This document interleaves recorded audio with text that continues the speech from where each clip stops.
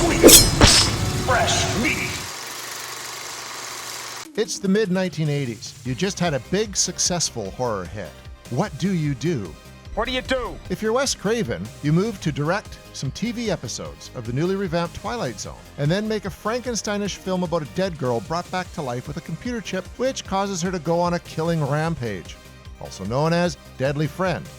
If you're New Line Cinema, you immediately start making a sequel to your new super popular movie. First thing you do is find a bunch of new kids for Freddy to kill, a special effects artist to conjure up interesting ways to kill the new bunch of kids, and a writer to add all sorts of homoerotic undertones to your script. Wait, what? Let's find out what happened to A Nightmare on Elm Street 2, Freddy's Revenge, here on What the F*** Happened to This Horror Movie.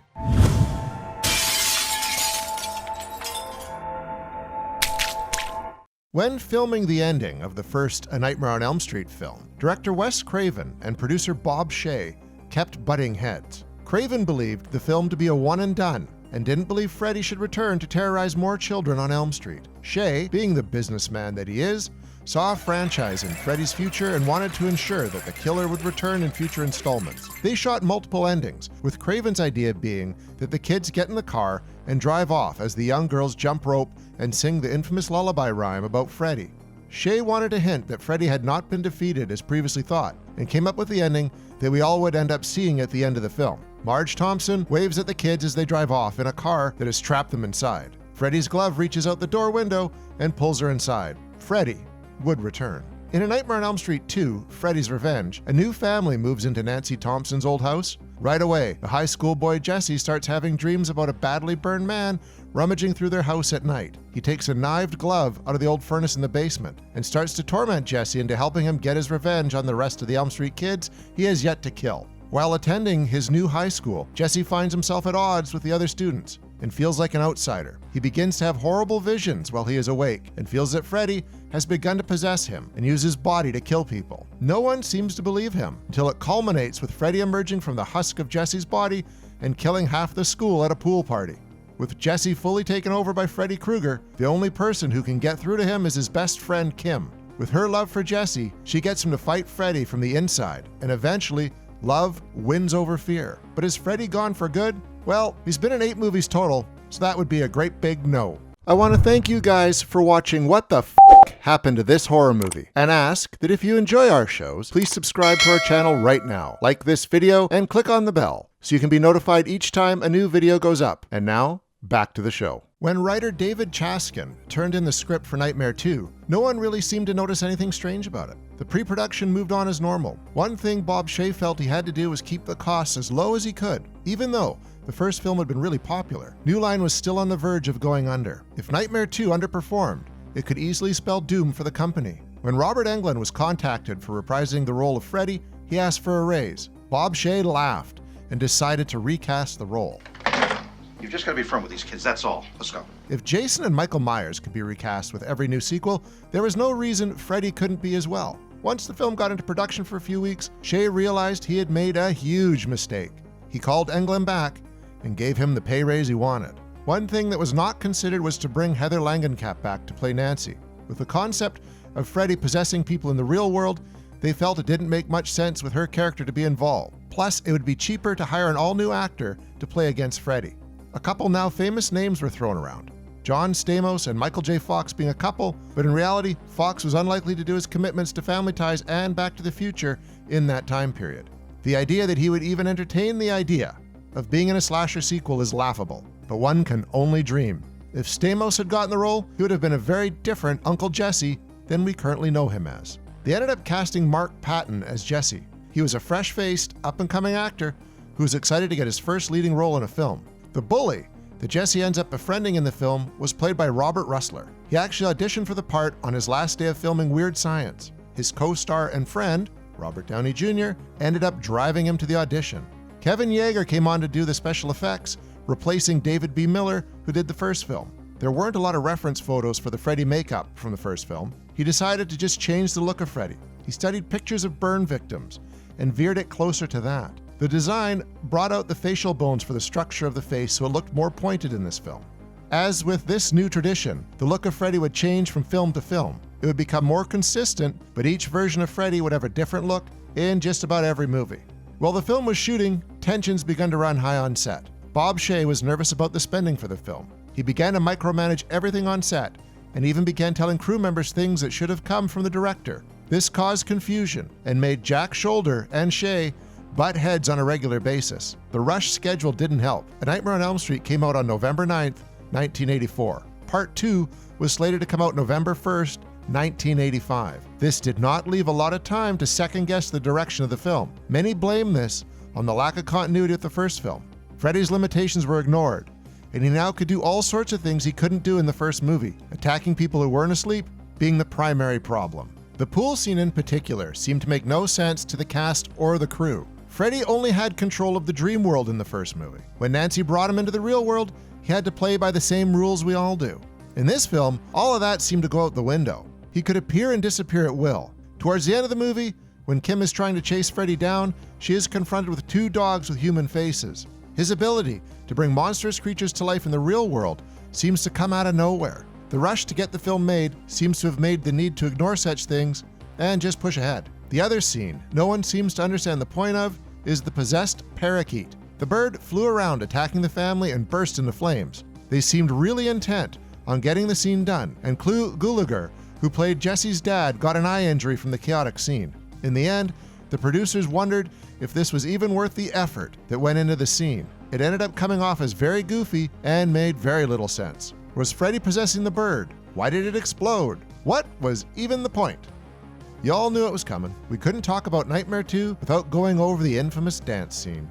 There are a few differing accounts of how this scene came together. Some say that Risky Business had come out a few years earlier. The writer, David Chaskin, had put in a funny dance scene to almost spoof it. Mark Patton really didn't want to do the scene, so it kept getting pushed off. Finally, it came time to do it, and he just went for it.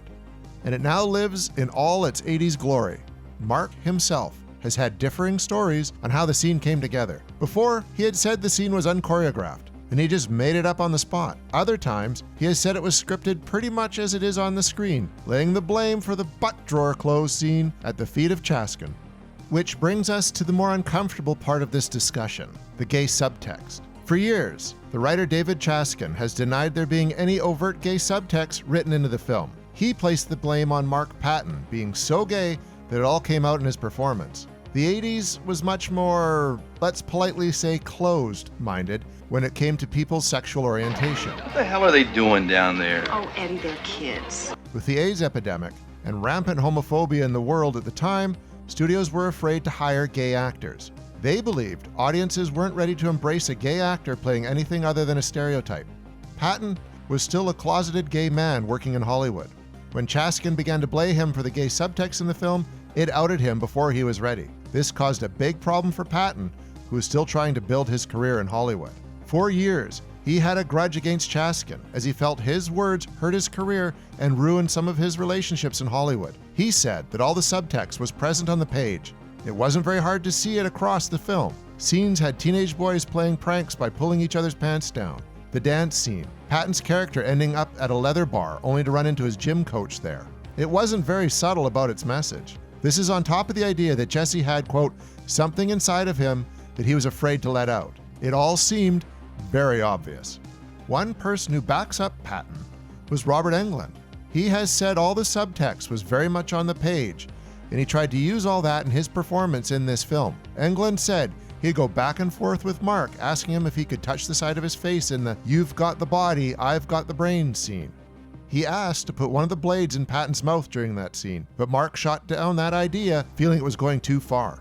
Jack Sholder, on the other hand, claims he had no idea about the subtext. Even years later, he said he didn't see it at all in the film. When people started to bring it up to him, he was confused. The film had a stigma attached to it for many years after it was released. Fans seemed put off by the film and confused by everything in it. Freddy wasn't the same, and what had happened to Nancy? Luckily, the film did great in European markets. Since sexual overtones were more open in European cinema, they picked up on it right away and loved it. The popularity convinced producers to continue to make more Nightmare films. Nancy came back for part 3, and Freddy has had a long life since.